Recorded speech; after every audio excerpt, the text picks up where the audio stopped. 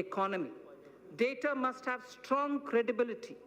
The proposed new national policy on official statistics would use latest technology, including artificial intelligence.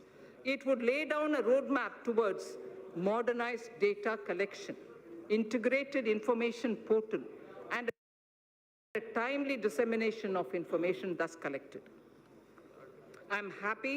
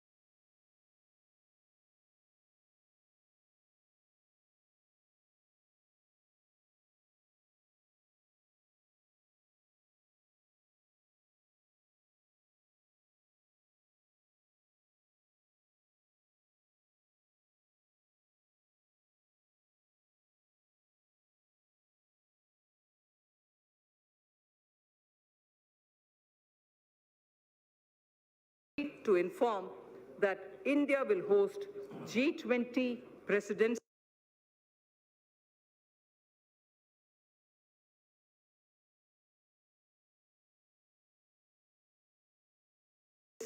in the year 2022.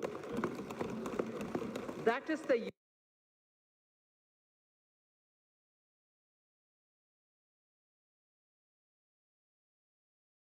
year of 75th anniversary of independence of the Indian nation.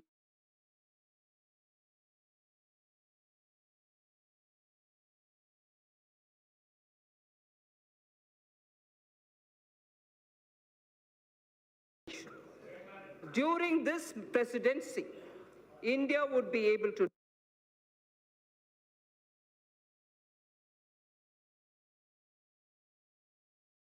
drive considerably the global economic and development agenda.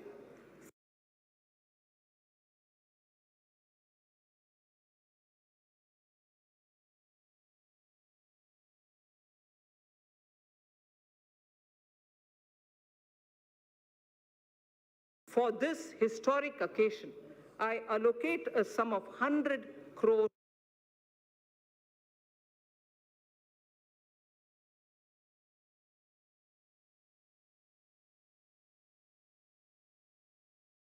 to begin the preparations. 100 crore rupees.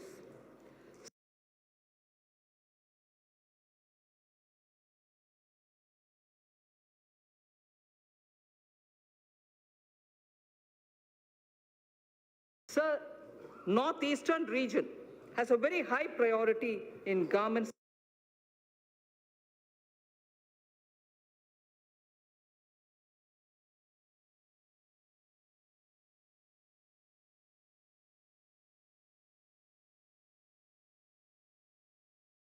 developmental agenda. Government is ensuring smooth access to financial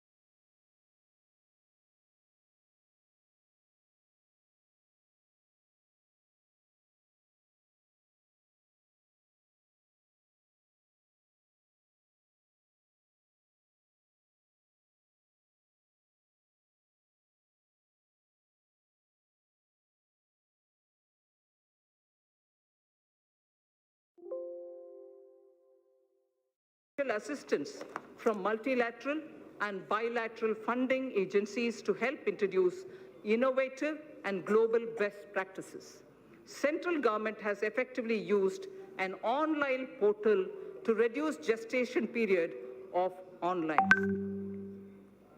This has improved the flow of funds to the Northeast region. The government is fully committed to supporting the all-round development of the newly formed Union Territories of Jammu and Kashmir and the Union Territory of Ladakh.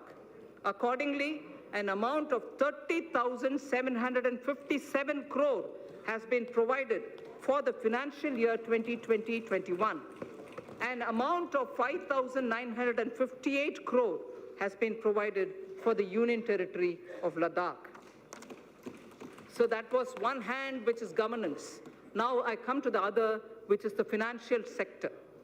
If governance was described as one of the pair of the hands holding the bouquet consisting of aspirational India, economic development, and caring India, the other is the financial sector.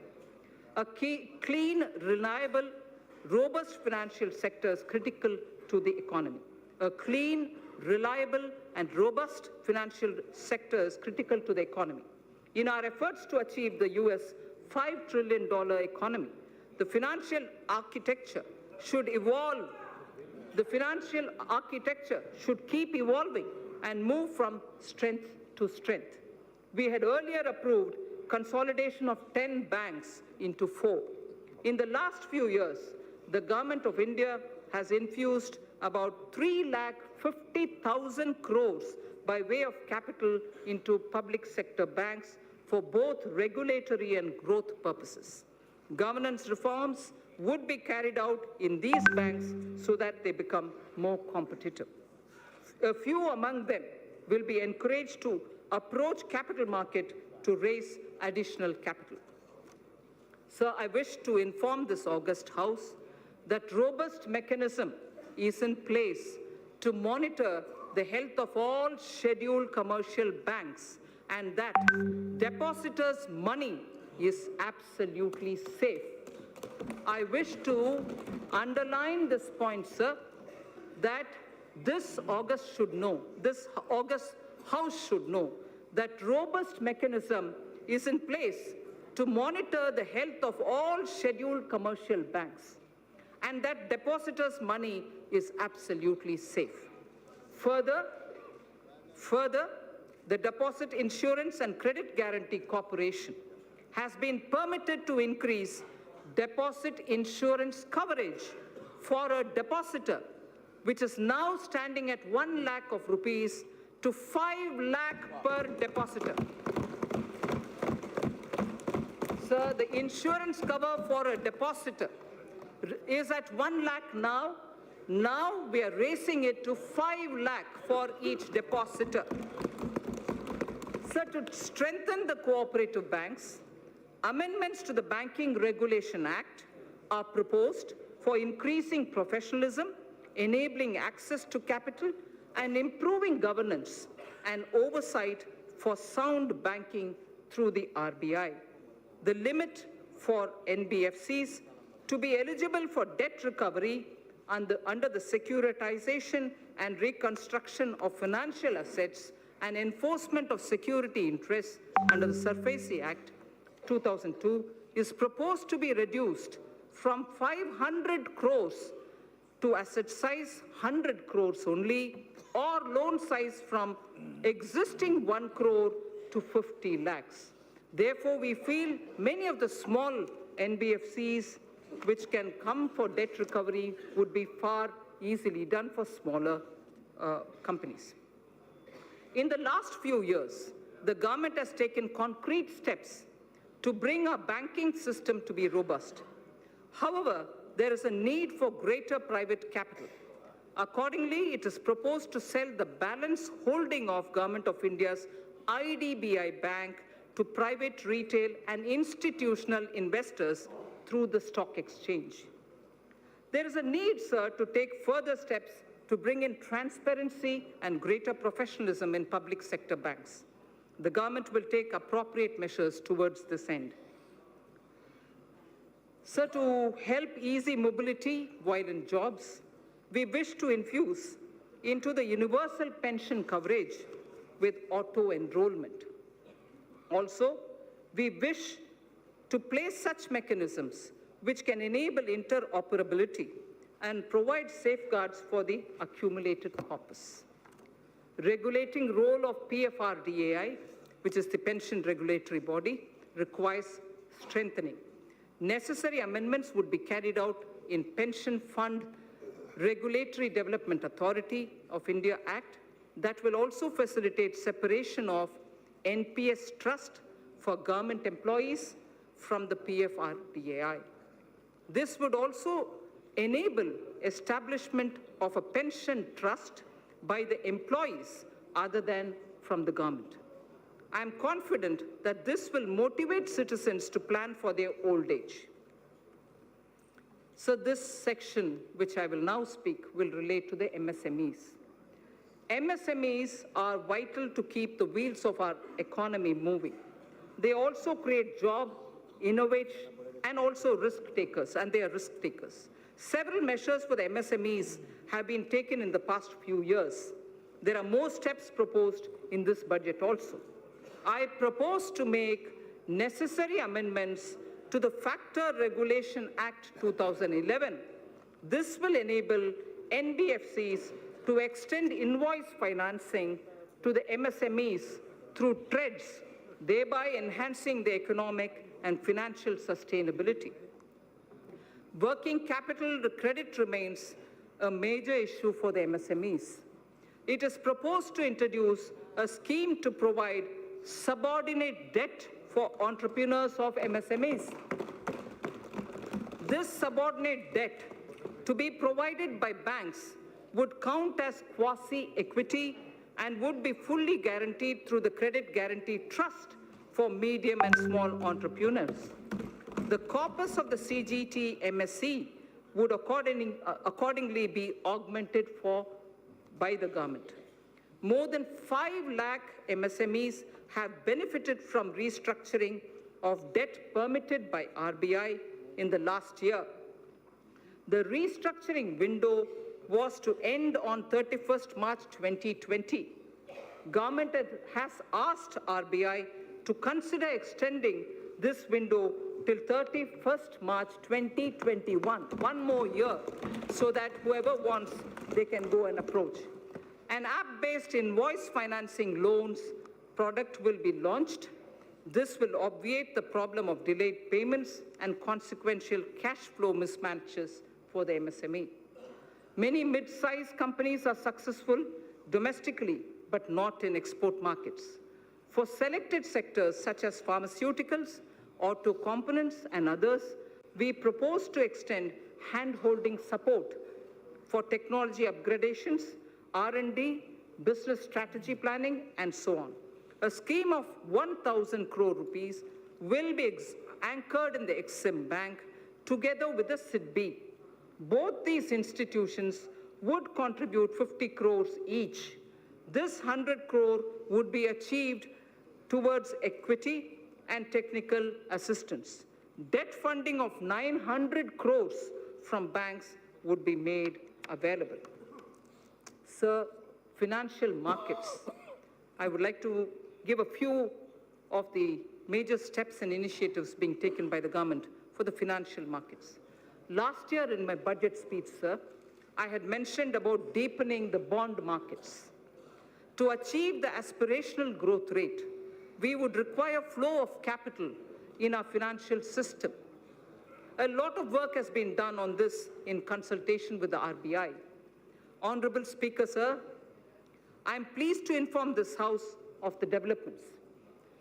Certain specified categories of government securities would be opened fully for non-resident investors, apart from being available to domestic investors also. The limit for FPI in corporate bonds, currently at 9% of outstanding stocks, will be increased to 15% of the outstanding stock of corporate bonds. To improve investors' confidence and to expand the scope of credit default swaps, we propose to formulate a legislation to be placed soon before this House for laying down a mechanism for netting of financial contracts. The debt-based exchange-traded fund, the ETF, recently floated by the government was a big success. Government proposes to expand this by floating a new debt ETF consisting primarily of government securities. This will give retail investors access to government securities as much as giving an attractive investment for pension funds and long-term investors. So to address the liquidity constraints of the NBFCs and the HFCs, this was very much talked about between July and December last year, sir, 2019. Liquidity constraints was very frequently mentioned to us. So to address liquidity constraints of the NBFCs and the housing finance corporations, post the Union Budget 2019-20, the government formulated a partial credit guarantee scheme for the NBFCs. To further the support of providing liquidity, a mechanism would be devised. Government will offer support by guaranteeing securities that are so floated. Infrastructure financing. Government's commitment for investment in infrastructure was reiterated when 103 lakh crore national infrastructure pipeline products were announced. I would also like to inform that about 22,000 crores of rupees has already been provided as support for infrastructure pipeline. On December 31st, if honorable members would recall, the national pipeline consisting of more than 6,500 projects were announced. 22,000 crore has already been provided as support to infrastructure pipeline. This would cater for equity support to infrastructure finance companies such as the IIFCL and a subsidiary which is of NIIF. So two institutions, IIFCL and the subsidiary of NIIF, take it. They would leverage it as permissible to create financing pipeline of more than 1 lakh crores. This would create a major source of long-term debt financing for infrastructure projects and fulfill a long-awaited requirement. So the IFSC, GIFT City, has the potential to become a center of international finance as well as a center for high-end data processing. GIFT IFSC has an approved free trade zone for housing vaults.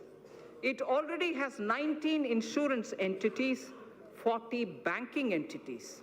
It has also provided for setting up of precious metals, testing laboratories for them, and refining facilities also. With the approval of the regulator, GIFT City would now set up an international bullion exchange in GIFT City IFSC as an additional option for trade by global market participants. This will enable India to enhance its position worldwide, create jobs in India, and will lead to better price discovery of gold.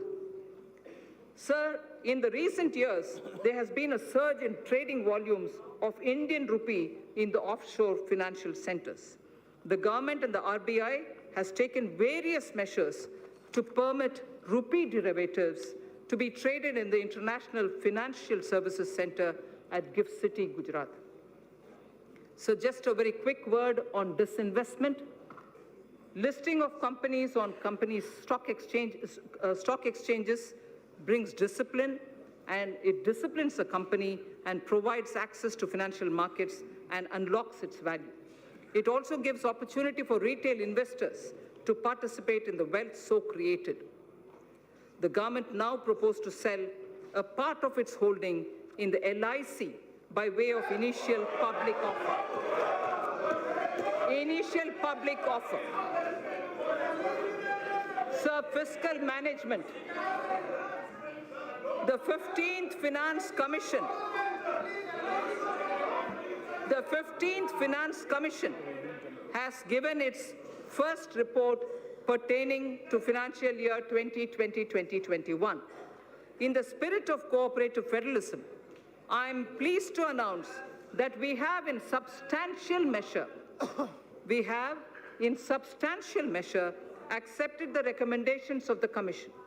The Commission would submit its final report to the President during the latter part of the year for 5 years beginning 2021-22.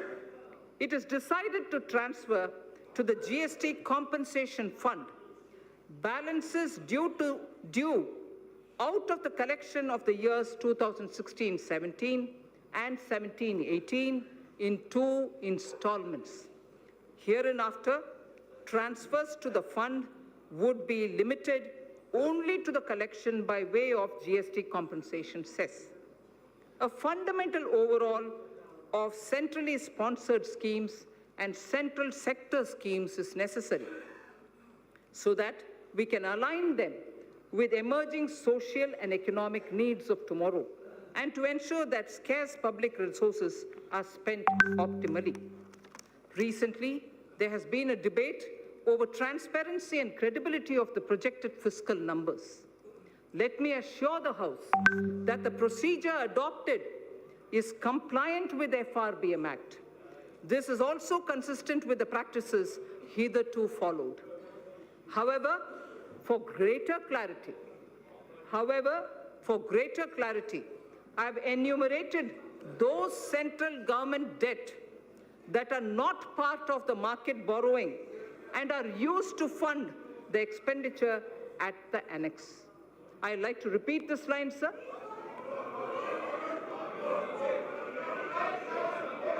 I'd like to repeat this line, sir.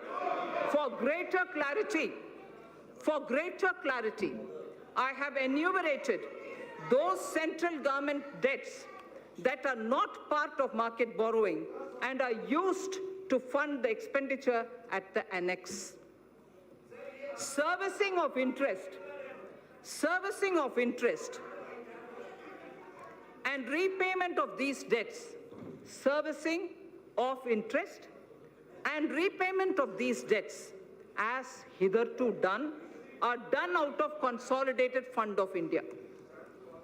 So now I come to some numbers. Revised estimates of expenditure for the financial year 2019-20 are at a level of 26.99 lakh crores and the receipts are estimated at 19.32 lakh crores. We have estimated nominal growth of GDP for the year 2020-21 on the basis of trends available at 10%. Accordingly,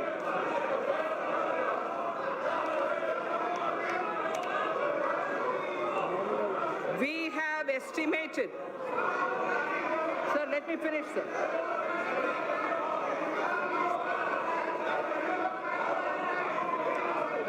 So we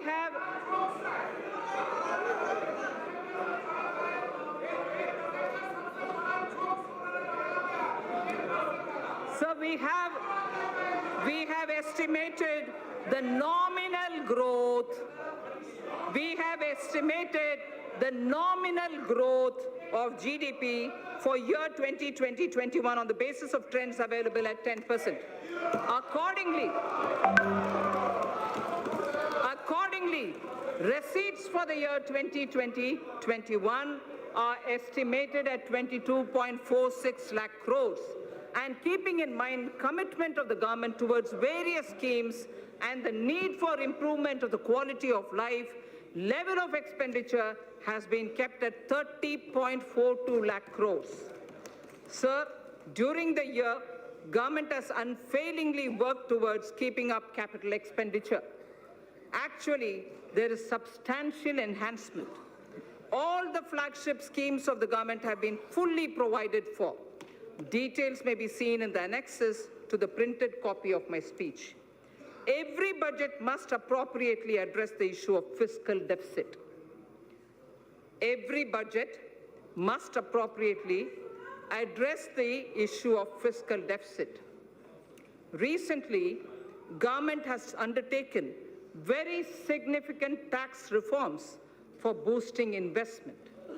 However, expected tax buoyancy will take time.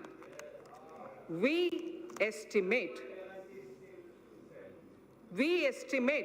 a fiscal deficit of 3.8% in RE 2019-20 and 3.5% for BE 2020-2021. This estimation is consistent with the government's abiding commitment to macroeconomic stability, and it comprises of A, 3.3 for year 2019-20 and 3 for the 2020-2021 budget estimate, and B, Section 4.2 of the FRBM Act, which provides for a trigger mechanism for a deviation from the estimated fiscal deficit on account of structural reforms in the economy with unanticipated fiscal implications.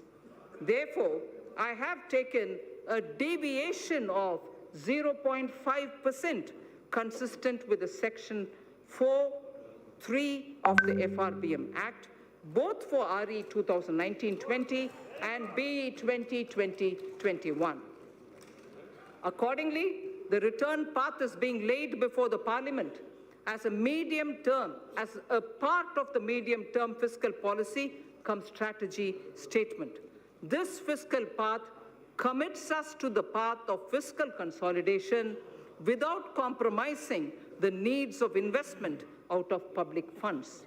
Accordingly, net market borrowings for the year 2019-20 would be 4.99 lakh crore, and for the year 2020-21, it would be 5.36 lakh crores. A good part, this is very important, sir, a good part of the borrowings of the financial year 2020-21 would go towards capital expenditure of the government that has been scaled up by more than 21%. As I had previously mentioned, another about 22,000 crores have already been allocated for equity to fund certain specified infrastructure finance companies who would leverage it manifold and provide much needed long-term finance for infrastructure sector. That should spur the growth impulses in the economy. So I would now move to part B of my speech.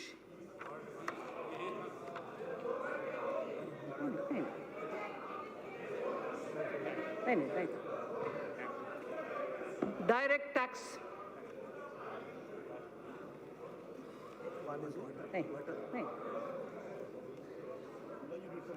No, thanks. Sir, part B of my speech starts with direct tax, sir. Honorable Speaker, sir, our government has spearheaded radical fiscal measures to ensure that Indian economy continues to tread the path of high growth. There are times when countries are competing with each other like never before to become the most attractive destination for doing business. Therefore, to make sure that India stays globally competitive and a favored destination for investment, we took a bold historic decision of reducing the corporate tax rate for new companies in the manufacturing sector to an unprecedented level of 15%. Similarly, for the existing companies, the rate has also been brought down to 22%, which is the lowest in the world now. This will enable companies to expand their businesses and make fresh investments in the coming future. Though we will have loss of substantial revenue due to these measures in the short run, I'm certain that our economy will reap huge returns on this score in due course. So one quick verse from Raghuvamsa, written by Kalidasa.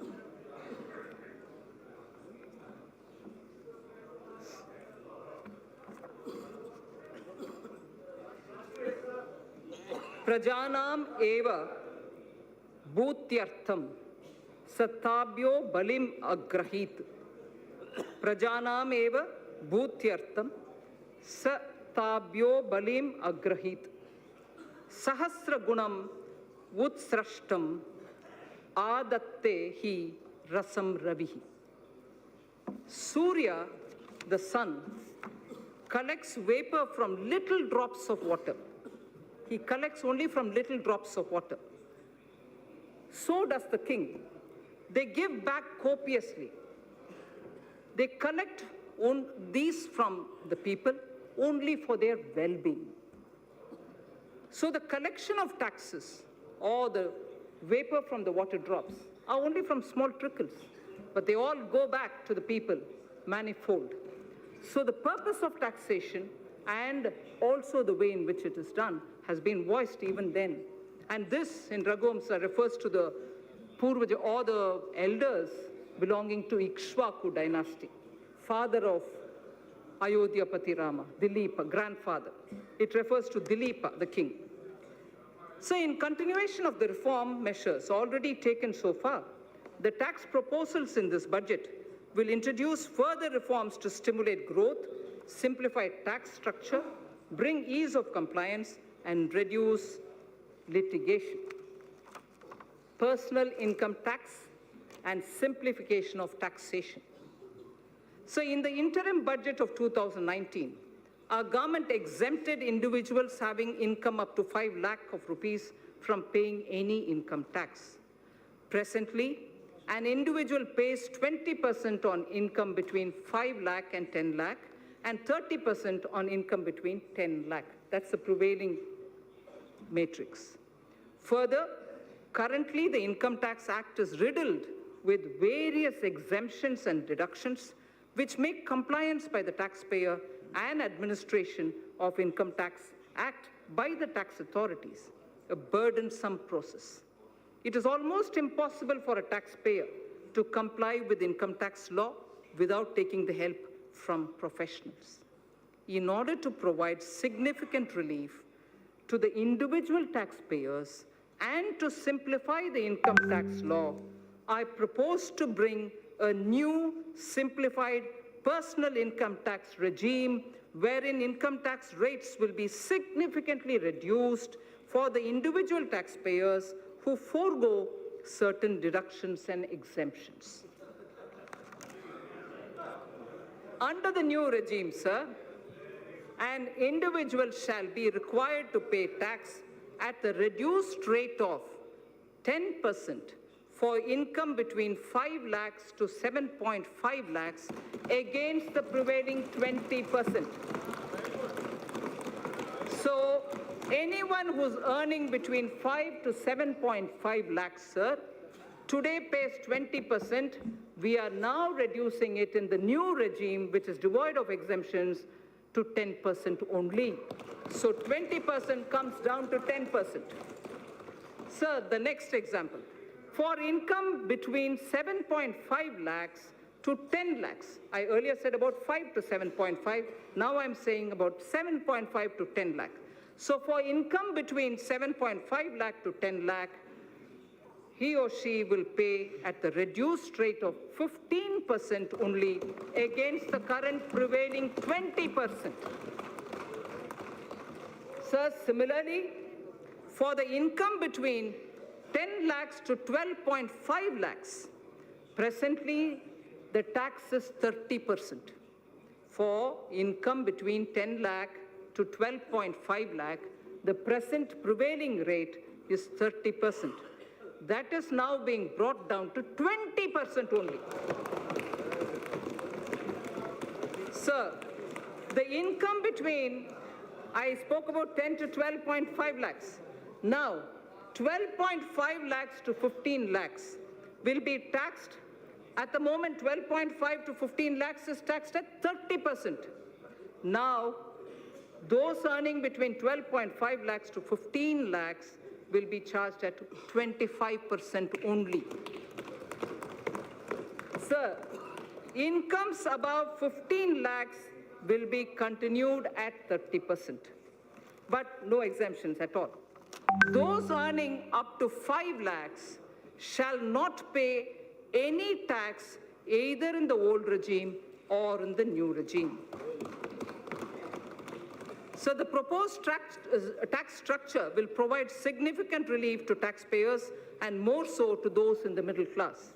I just want to very clearly read out 0 to 2.5 lakh, exempt now, will be exempt in the new scheme also. 2.5 lakhs to 5 lakhs, 5% now will be 5% in the new tax rate. 5 to 7.5 lakhs, 20% now will become 10% in the new rate. 7.5 to 10 lakhs, 20% now will be 15% in the new.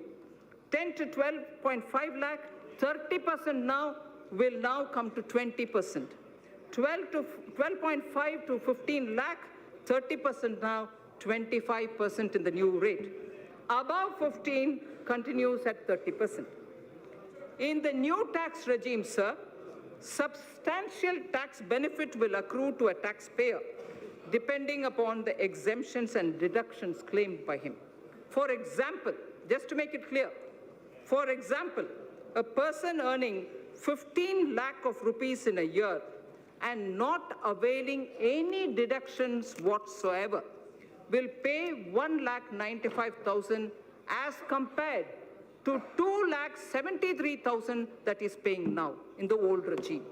So his tax burden shall be reduced by 78,000 rupees. That will be the reduction in the tax that he has to otherwise pay. Then this is the example of somebody who earns 15 lakhs. He would still be a gainer. He would still be a gainer in the new regime, even if he was taking deduction of 1.5 lakh under various sections of Chapter 6A of the Income Tax Act under the old regime. The new tax regime, sir, shall be optional for taxpayers, so there's no compulsion. Those who want to be in the old regime can continue to be in the old regime, in the old rates, in the whole sets of exemptions and deductions. But those who wish to come into the new are welcome to come into the new. An individual who is currently availing more deductions and exemptions under the Income Tax Act may choose to avail them and continue to pay the tax in the old regime. A new personal tax income tax rates will entail estimated revenue foregone of 40,000 crores per year. We have also initiated measures to pre-fill income tax return so that an individual who opts for the new regime would need no assistance from an expert to file his return and pay income tax. Sir, I will have to put this observation here. In order to simplify income tax system, I have reviewed all the exemptions and deductions which got incorporated in the income tax legislation over the past several decades. In fact, I have that list with me, sir, somewhere. I have reviewed all the exemptions and deductions which got incorporated in the income tax legislation over the past several decades. It was surprising to know that currently more than 100 exemptions and deductions of different nature are provided in the Income Tax Act. No wonder the code is like this, the book. I have removed around 70 of them. I have removed around 70 of them in the new simplified regime. We will review and rationalize the remaining exemptions and deductions in the coming years, with a view to further simplifying the tax system and lowering tax rates. Sir, the dividend distribution tax. Currently, companies are required to pay dividend distribution tax on the dividend paid to its shareholders at the rate of 15% plus applicable surcharge and cess, in addition to the tax payable by the company on its profits. It has been argued that the system of levying DDT results in increase in tax burden for investors, and especially those who are liable to pay tax less than the rate of DDT if the dividend income is included in their income. Further, non-availability of credit of DDT to most of the foreign investors in their home country results in reduction of rate of return on equity capital for them.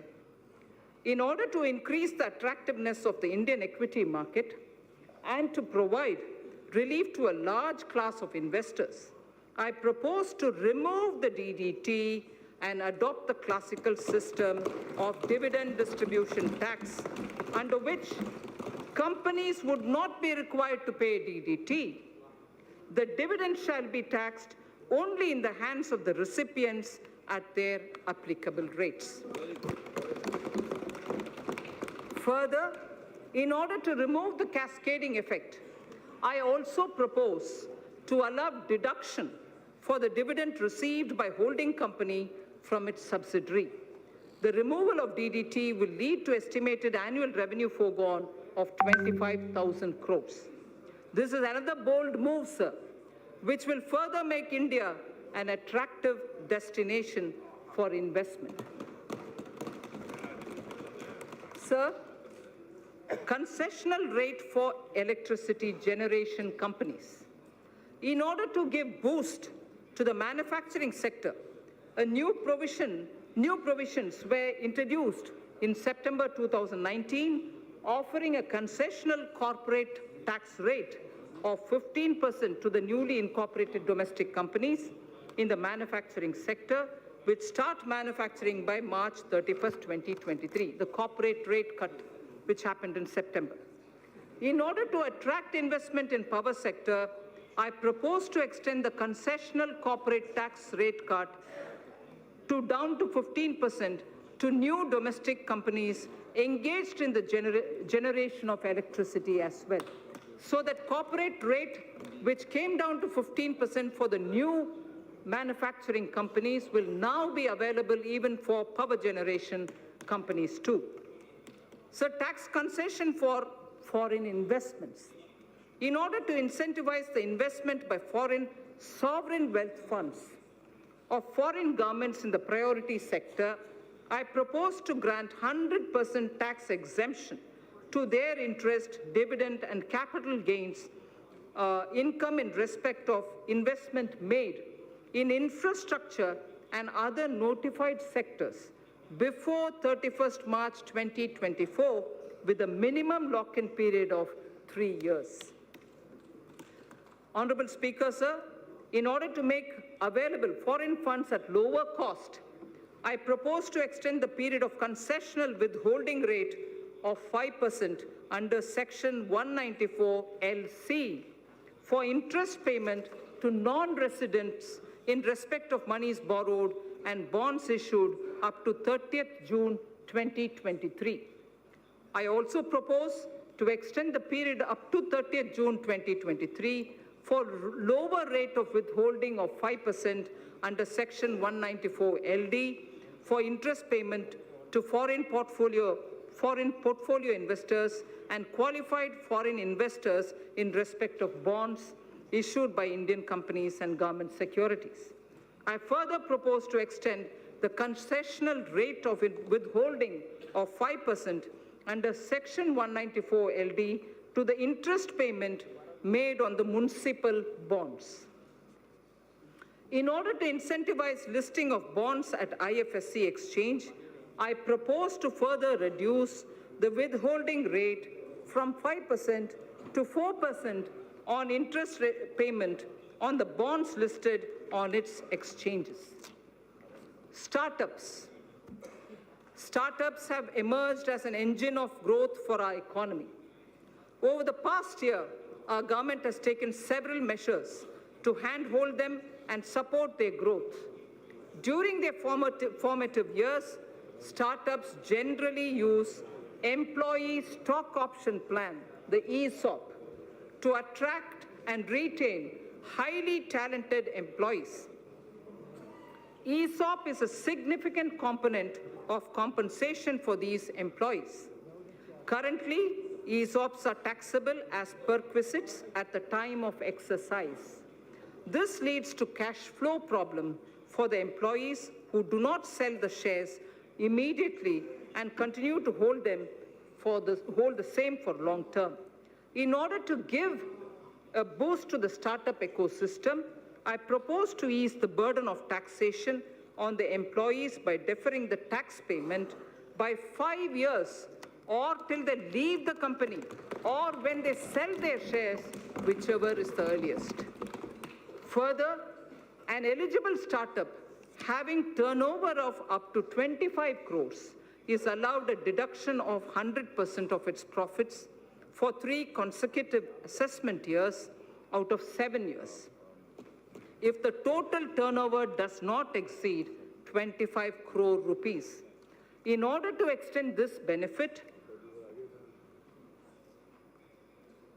to larger startups also, I propose to increase the turnover limit from existing 25 crores to 100 crores.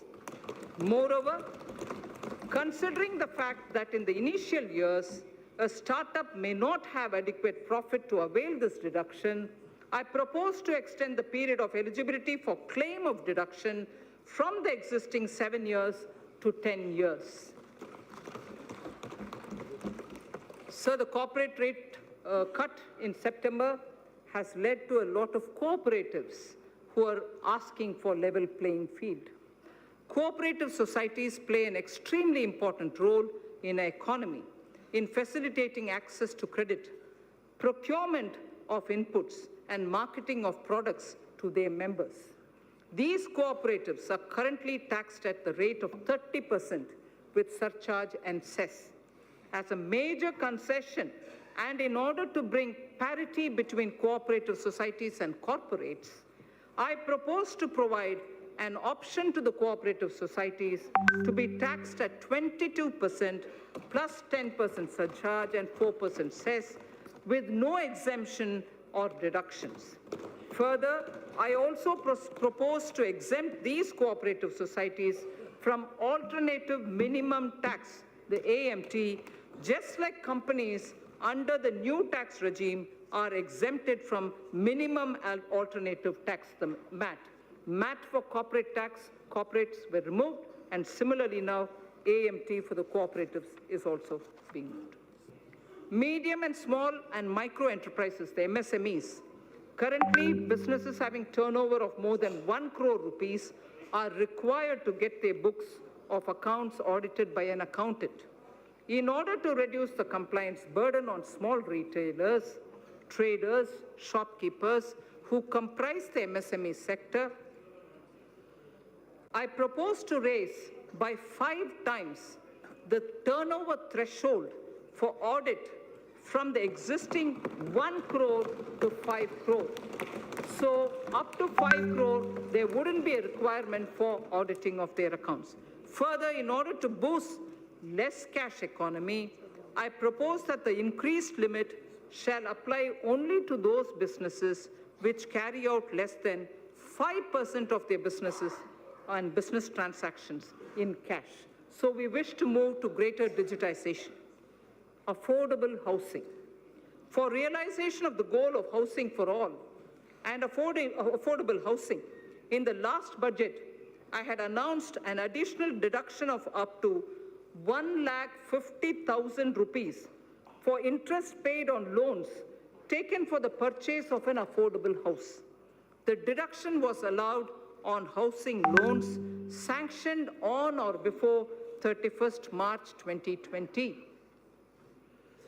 In order to ensure that more persons avail this benefit and to further incentivize the affordable housing, I propose to extend the date of loan sanction for availing this additional deduction by 1 more year.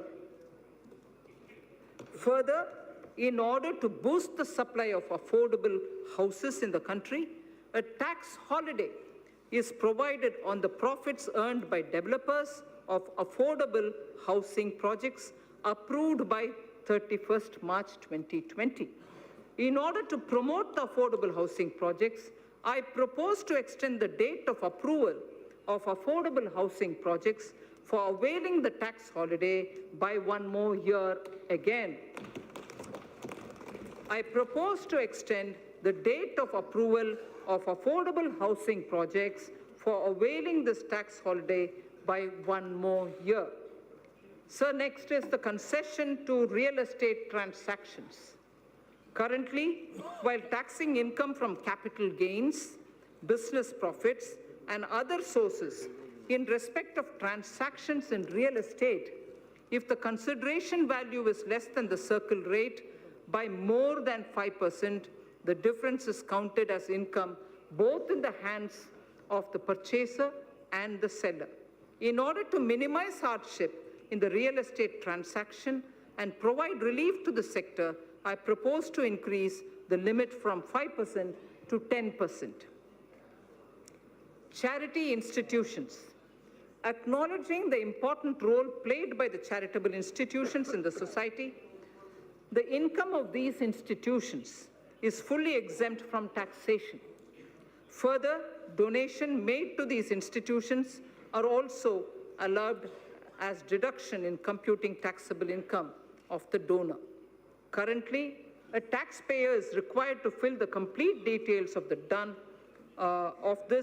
in the donation done in the income tax return for availing deduction. In order to ease the process of claiming deduction for donation, it is proposed to pre-fill the donee's information in taxpayer's return on the basis of information of donations furnished by the donee. This would result in hassle-free claim of deduction for the donation made by the taxpayer. Further, in order to claim the tax exemption, the charity institution have to be registered with the income tax department. In the past, the process of the registration was completely manual and scattered all over the country. In order to simplify the compliance for the new and existing charity institutions, I propose to make the process of registration completely electronic, under which a unique registration number shall be issued to all new and existing charity institutions. To facilitate the registration of the new charity institution, which is yet to start their charitable activities, I propose to allow them provisional registration of 3 years. Faceless appeals. Our government is committed to bringing in transformational changes so that maximum governance is provided with minimum government. In order to impart greater efficiency, transparency, and accountability to the assessment process, a new faceless assessment scheme has already been introduced. Currently, most of the functions of the income tax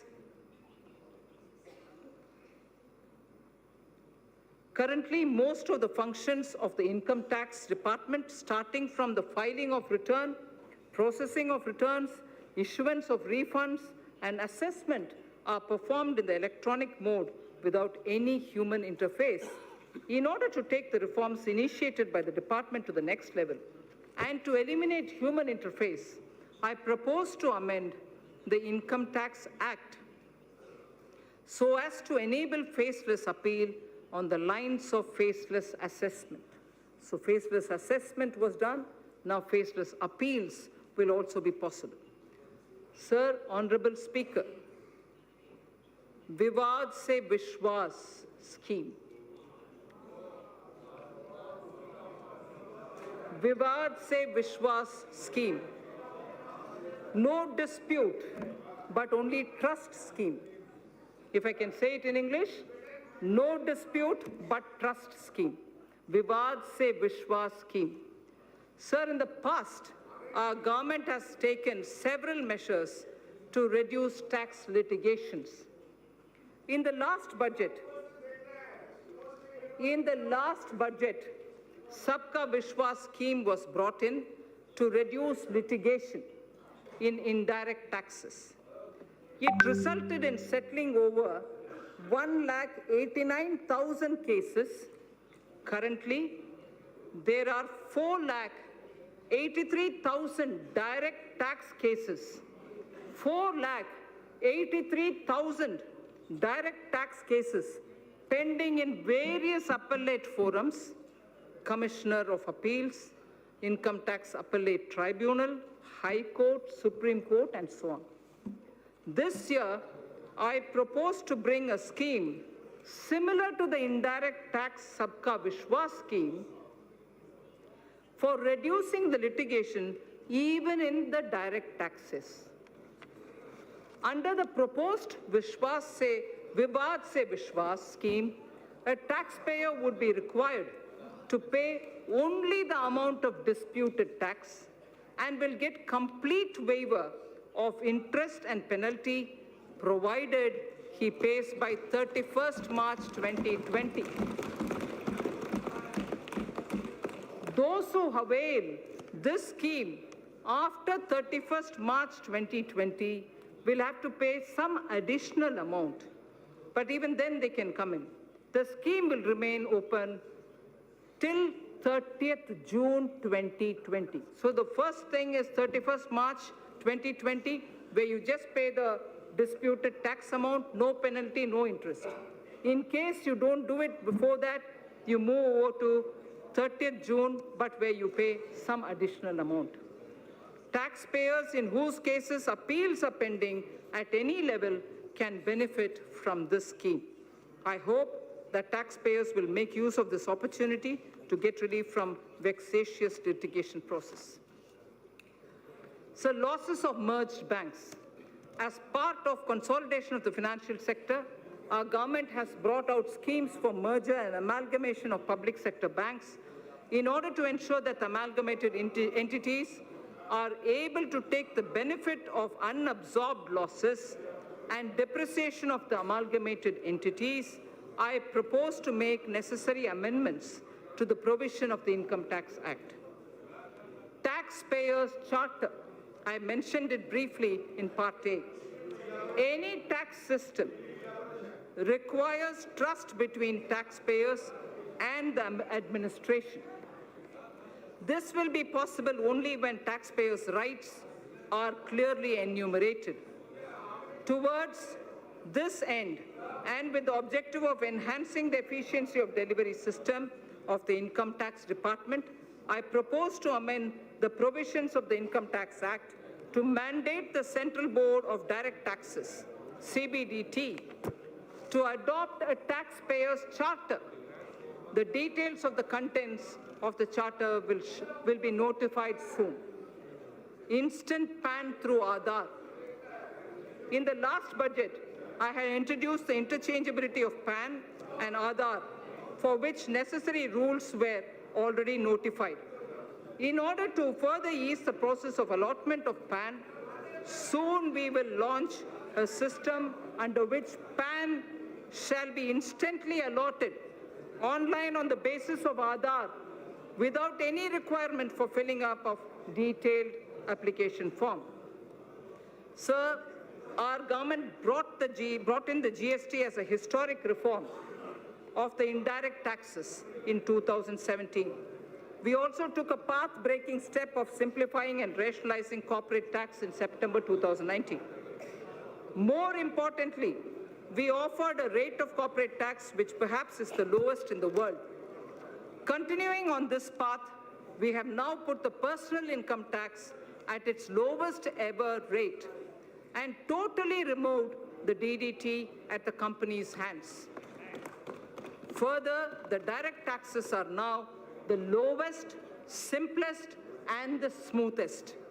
Direct tax on the startups have also seen many reformatory steps in quick succession. Even ease of compliance is seeing unprecedented changes. Last but not the least, personal interface with tax administration is at the minimum level. So last, indirect tax. Indirect tax, sir. As I mentioned earlier in Part A of my speech, reforms are continuing in the GST. A simplified return shall be implemented from 1st April 2020. This is under the pilot run. It will make return filing simple with features like SMS-based filing for nil return, return pre-filling, improved input tax credit flow, and overall simplification. Refund process has been simplified and has been made fully automated with no human interface. Electronic invoice is another innovation wherein critical information shall be captured electronically in centralized system. It will be implemented in a phased manner starting from this month itself on optional basis. It will facilitate compliance and return filing. Several measures have been taken for improving compliance. That has been a worry for many of the states, sir. Aadhaar-based verification of taxpayers is being introduced. This will help in weeding out dummy or non-existent unit. Dynamic QR code is proposed for consumer invoices. GST parameters will be captured when payment for purchases is made through the QR code. A system of cash reward is envisaged to incentivize customers to seek invoice.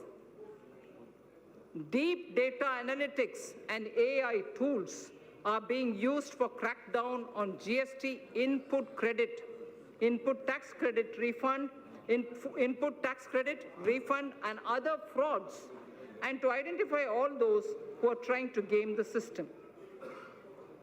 Invoice and input tax credit matching is being done, wherein returns having mismatch more than 10% or above a threshold are identified and pursued. Significant policy level changes have also been made. GST rate structure is also being deliberated upon so as to address issues like inverted duty structure. Customs. A number of measures have been taken for ease of doing business. India's quantum leap in the trading across border parameter of ease of doing business rankings by the World Bank is a testimony to these efforts. India's rank on this parameter improved from 146 to 80 in 2018 and further to 68 in 2019. Measures have also been taken for providing a level playing field to our domestic manufacturers, particularly the MSME sector, and for securing our borders. It has been observed that imports under free trade agreements are on the rise. Undue claims of FTA benefits have posed threat to domestic industry. Such import require stringent checks. In this context, suitable provisions are being incorporated in the Customs Act. In the coming months, we shall review rules of origin requirements, particularly for certain sensitive items, so as to ensure that FTAs are aligned to the conscious direction of our policy.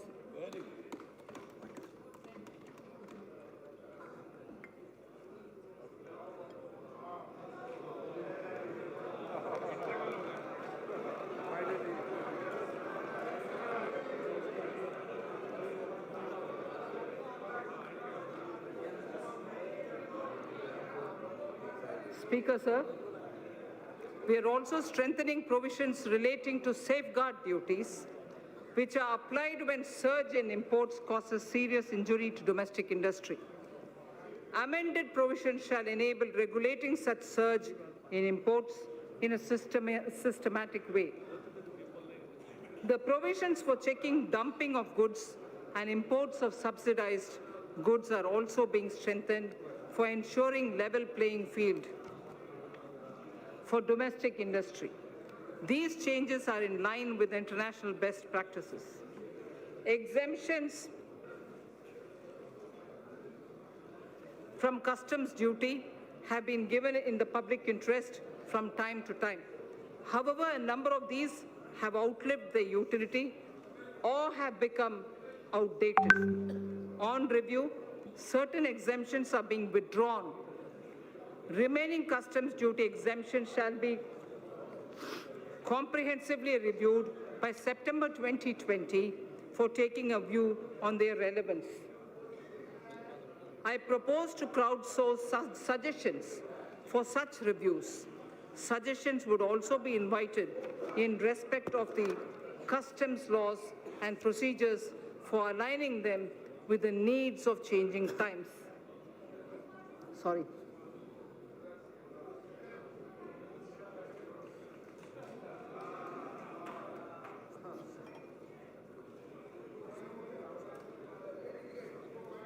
Labor-intensive sectors in MSME are critical for employment generation. Cheap and low-quality imports are impediment to our growth. Special attention has been taken to put measured restraint on import of these items, which are being produced by our MSMEs with better quality. Keeping in view the need of the sector, customs duty is being raised on items like footwear and furniture. Our policy of Make in India has started giving dividends. Need more water.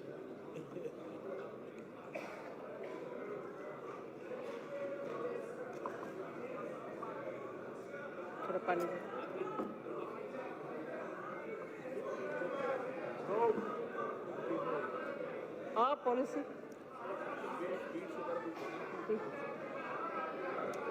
policy of Make in India has started giving dividends. India is now making world-class goods and exporting such products. We have made considerable progress in medical equipments too. Thank you. We have made considerable progress in medical equipment too. Till a few weeks back, we were dependent on imports for medical equipment. Now, not only we are manufacturing medical equipment, but also exporting them in large quantities. This sector deserves further fillip. Government has also been committed to provide health services to all. Ayushman Bharat has made it possible to achieve the twin objectives of giving impetus to the domestic industry and also to generate resources for health services. I propose to impose a nominal health cess by way of duty of customs on the imports of medical equipment, keeping in view that these goods are now being made significantly in India.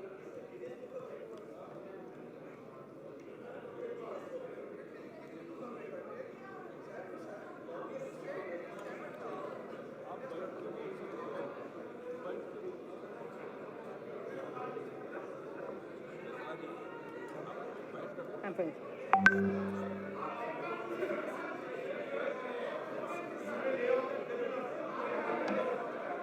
No. There are only 2 more pages. To achieve the twin objectives of giving impetus to the domestic industry and also to generate resources for health services,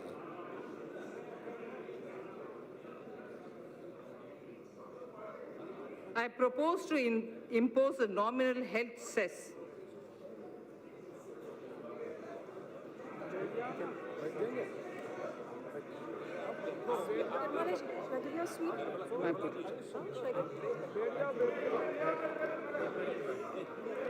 In case you feel like having a sweet, just take something. No, I've got a sweet.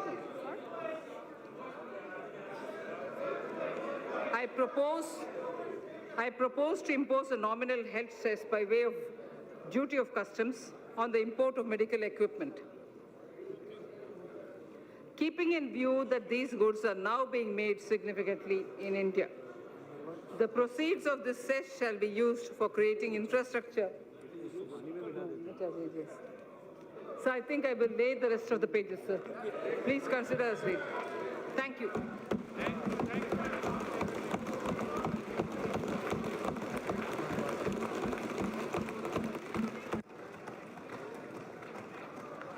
माननीय सदस्य please, माननीय सदस्य please अपने अपने स्थान बैठे आप।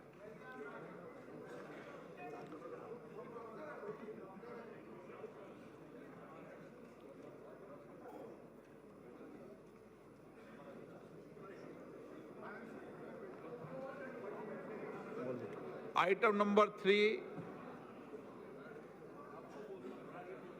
श्रीमती निर्मला सीतारमन जी statement सभा पटल पर रखें। Sir, item number 3, with your permission, I rise to lay on the table of the following statements under Section 3(1) of the Fiscal Responsibility and Budget Management Act 2003, medium-term fiscal policy cum fiscal policy strategy statement and macroeconomic framework statement. Item number 4 Shrimati Nirmala Sitharaman ji वित्त विधेयक पुनर्स्थापना 2020। Sir, with your permission, I rise to move for leave to introduce the Finance Bill 2020. प्रश्न ये है कि विधेयक को पुनर्स्थापित करने की अनुमति प्रदान की जाए।